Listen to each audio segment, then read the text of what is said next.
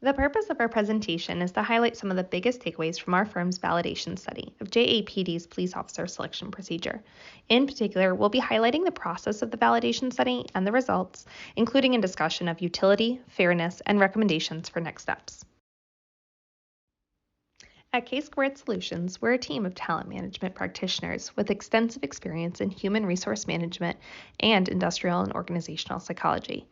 We've worked with a number of organizations to optimize performance outcomes. We also have the unique expertise of helping organizations achieve their goals while ensuring diversity, equity, and inclusion in the workplace. Our team participating in this consulting project was Kelly Knox, Valeria Rodrigo, Zane White, and myself, Regina Flynn.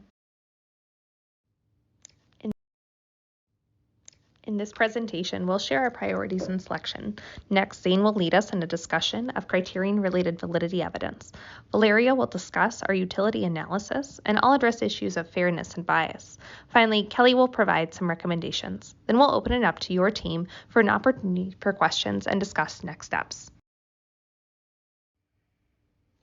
When we evaluate a selection system, we view it through the following lenses. First, we look at the validity or the accuracy of our predictions with respect to future job performance. We look at the relatedness to the KSAOs or the knowledge, skills, abilities, and other characteristics.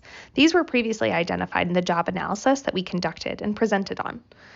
We also look at the evidence of adverse impact or potential for adverse impact, as we want to ensure that our systems are fair and unbiased. We also look at the cost of development, administration, and implementation. Finally, we look at applicant perceptions and satisfaction. Evidence of validity, relatedness to KSAOs, and fairness are all related to the method's legal defensibility. So with that, I'm going to turn it over to Zane, who will discuss criterion-related validity for the various selection methods and models in the system. Hello, everyone. To investigate the criterion-related validity of the JAPD selection process, we conducted a series of analysis designed to determine the degree of accuracy that the current predictors are successfully predicting JAPD candidate job performance. We began this analysis by conducting zero-order correlations to examine the statistical strength and direction of the relationships between the four current predictors of general mental ability, interview, in-basket test, and knowledge tests, and candidate job performance. The zero-order correlations showed that all four predictors are statistically reliable, positive correlations with job performance. With the zero-order correlations completed, the next step of our analysis was a multiple regression to see how much variance in candidate job performance was accounted for while controlling for the predictive power of each of the predictors within the model. The multiple regression revealed that once we controlled for the statistical power of the other variables, only GMA retained its statistical reliability and accounted for 17.5% of the variance in job performance, with the other predictors each accounting for less than 1% of the variance. Utility analysis is an important tool during the selection process.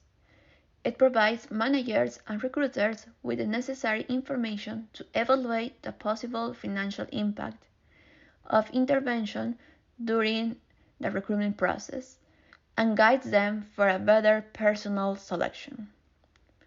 When it comes to utility analysis, it's important to consider two parameters. The first parameter is selection ratio, which is the number of people hired by the number of prospective applicants. When it comes to the selection ratio, it's crucial to consider that its value must range between 0, which indicates a low selection ratio, and 1, which indicates a very high selection ratio. Our firm strongly recommends small ratios in the selection process since it will indicate a greater likelihood of a good selection decision. The second parameter is base rate, which represents the minimum criterion standard necessary for success. In other words, it is a percentage of the current employees that are considered as successful using the current selection procedures or KCOs. Besides, the selection measures are most useful when the base rate is 0.50. Either application of these selection measures could result in various predictive consequences and cost-benefit ratios. Here are 3 scenarios that include both internal and external factors that could affect your selection ratio.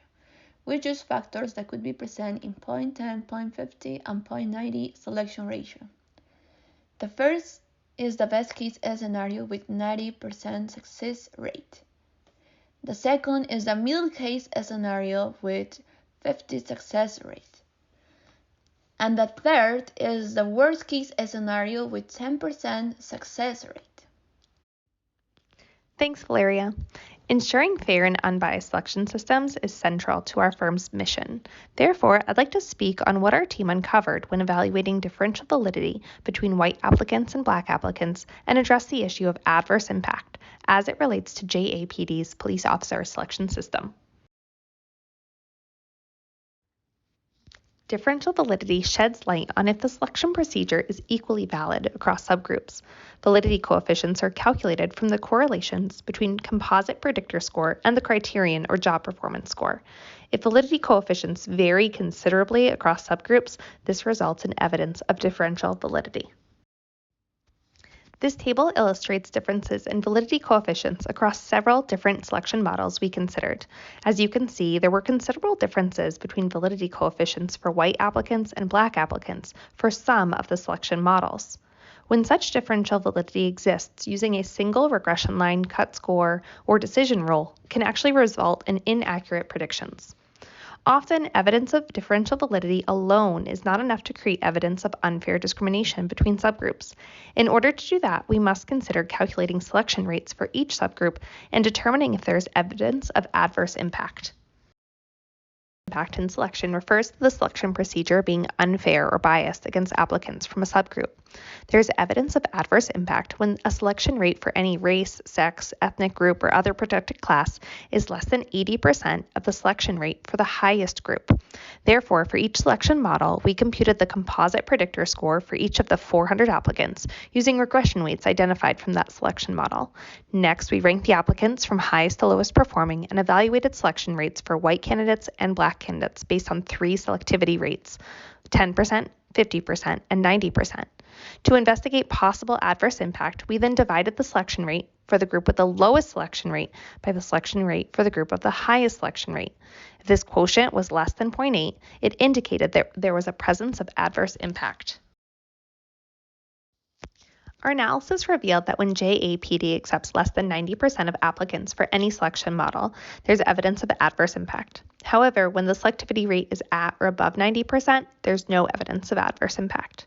As we focus on how this information may impact selection decisions, please note that utilizing different cutoffs for various subgroups, called preferential treatment, is illegal in the United States. Consequently, we'll discuss several legally defensible recommendations. With that, I'll turn it over to you, Kelly. Hi, I'm Kelly. We have 3 buckets of recommendation. Bucket 1 is short-term recommendations. These are hopefully small ones that you can implement easily. Our first recommendation is target minority recruiting. You can do this by increasing your recruiting budget and have community involvement as early interventions like the Girls in STEM programs. Our second recommendation is restructuring the interview. You can do a behavioral structural interview. So you are looking at past behaviors and judging everyone using the same question. An example of a question would be, if you took a violent offender into custody and while en route to booking, you came across a serious vehicle accident, what would you do? Bucket 2 is for the long-term recommendations. Our first recommendation is using the optimization approach. An example is to lower standard for background checks, such as minor infractions like experimental use of illegal drugs. We also recommend developing a customized program for predicting a more well-defined job performance outcome variable. A scale in the short dark triad SD3 personality inventory should be used. SD3 measures the 3 traits of Machiavellianism, narcissism, and psychopath. High scores within these personality traits have been shown to be the opposite of the integrity tests. For bucket number 3, we recommend a performance management system evaluation. This will help audit the job performance measures and perhaps improve on performance measures. We'd be happy to help implement and elaborate on this recommendation if you would like to extend our current partnership. My team and I would like to thank you